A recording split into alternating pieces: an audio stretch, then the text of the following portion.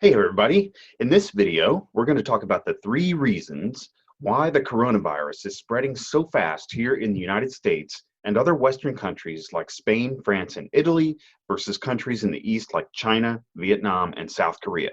Coming up in just a sec.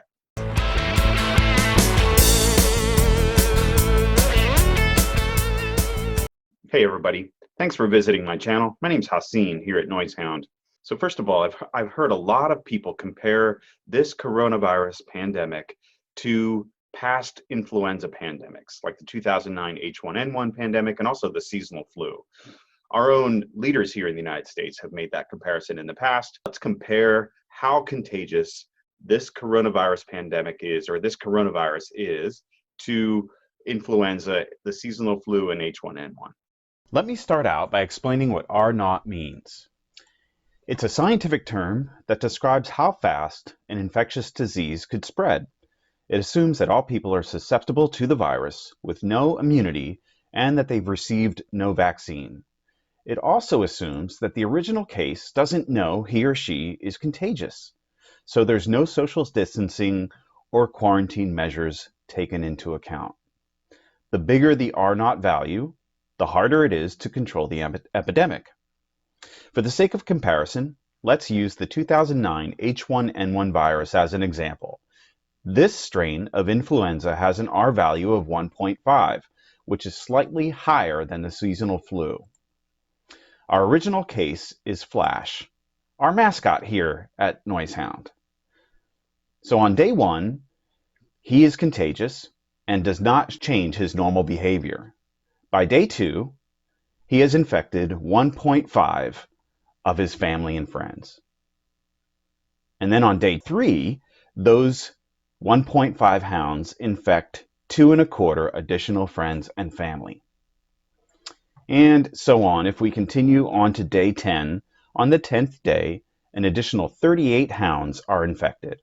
When we combine those with the infections from days 2 through 9, we get a total of 112 pups that Flash has infected. Bad dog. Now, let's look at this current coronavirus. Scientists are currently estimating the R0 value to be somewhere between 2.7 and 4. We'll use an R0 value of 3. As in our previous example, Flash becomes contagious on day 1, and he doesn't change his normal behavior. On day 2, Flash infects 3 of his family and friends.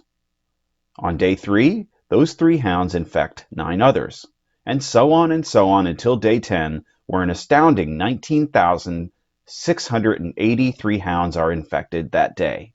When we add this to all of the infections from days 2 through 9, Flash has infected a total of 29,523 pups. I know, those numbers are scary, right? Again, no quarantine measures, no social distancing. Also, the original case would not know they were contagious, so they were asymptomatic or very symptomatic.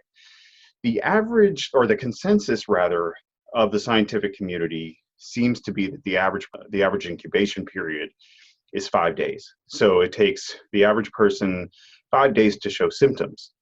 So if we reduce the 10 days in the examples I used down to 5 days, however, we're still looking at 120 people infected from the original case with an R0 value of 3, and only 12 people infected from the original case with the R0 value of 1.5. So there's no doubt about it. This thing is highly contagious, more contagious than anything we've seen. Even the Spanish flu pandemic in 1918 only had an R0 value of about 1.8. So this coronavirus is extremely contagious and spreads really fast. Okay, secondly, there are some stark cultural differences between the Western countries like the United States, Spain, Italy, and France, and Eastern countries like Vietnam, China, and South Korea, and Japan as well. We here in the West are a little touchy-feely. We like to shake hands We like to hug. In Japan and in China, it is much more common to bow upon greeting someone, or a kowtow, versus a handshake or a hug. And even in places like Spain and Italy, you have folks that very commonly kiss. They kiss both cheeks when they greet each other. That is actually pretty common in countries like Italy and Spain. So I think that's one particular cultural example that is different. One of the other cultural examples I'd like to bring up is we just haven't had an epidemic like this recently. We had the swine flu pandemic back in 2009, but other countries like China have had things like SARS and other outbreaks where they may be a little bit more prepared. The people in the general population have masks and things like that, and they're a little bit more ready to go ahead and quarantine when they have stay-at-home orders than folks here in the United States. You still see, even in our current situation here in the United States, many more people out and about in grocery stores. There are folks out on spring break down in Florida on the beach right now, and even folks out in parks all over the country still when we're in the midst of this pandemic, versus folks in Eastern countries like China, South Korea, Vietnam. They are a little bit more prepared, and from past experience have a greater level of readiness to go ahead and stay indoors in quarantine. And finally, the last reason, number 3, we have a very decentralized system of government here in the United States. We have a federalist system of government versus China, who has a Unitarian system of government. Same with South Korea and Japan. A federal system of government is a system of government in which there is a national government, but then they share power with states underneath, or some countries call them provinces or regions. Here in the United States, we have 50 states. And just to give some perspective of scale, South Korea is roughly, the population of South Korea is roughly equal to the 3 states on our West Coast, California, Oregon, and Washington, in terms of population. So imagine those 3 states on the United States West Coast being governed by a single centralized government. That's roughly the size and the scope of South Korea. And the reason that's relevant is because there is shared power between the central government and the states. And I'm not sure if you noticed right now, but at this point, the United States, we have a president that is in charge of our national government that doesn't get along very well with a lot of the state governors. So there's a lot of politics involved there.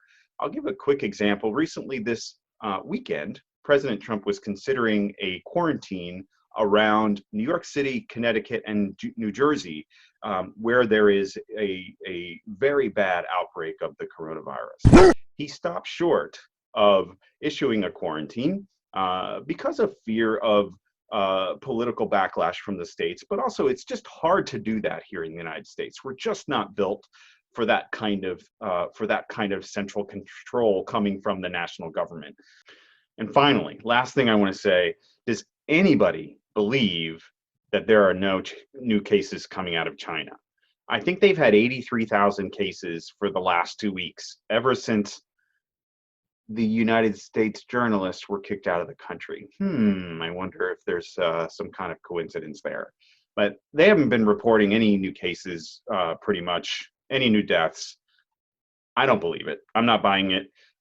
Let me know what you think. Leave your comments in the section below. So there you go. There are my 3 reasons why the coronavirus is spreading faster here in the United States and other Western countries versus Eastern countries like China, Vietnam, and South Korea. Just the level of contagion, how contagious it is, cultural differences, and then the system of government. I hope you liked this video. If you have some suggestions for additional topics, please leave them in the comments, and please share your perspective. If you have some thoughts about these 3 reasons, or if you think there are other factors that are contributing to the rate at which the coronavirus is spreading, please leave those in the comments as well. And See you next time.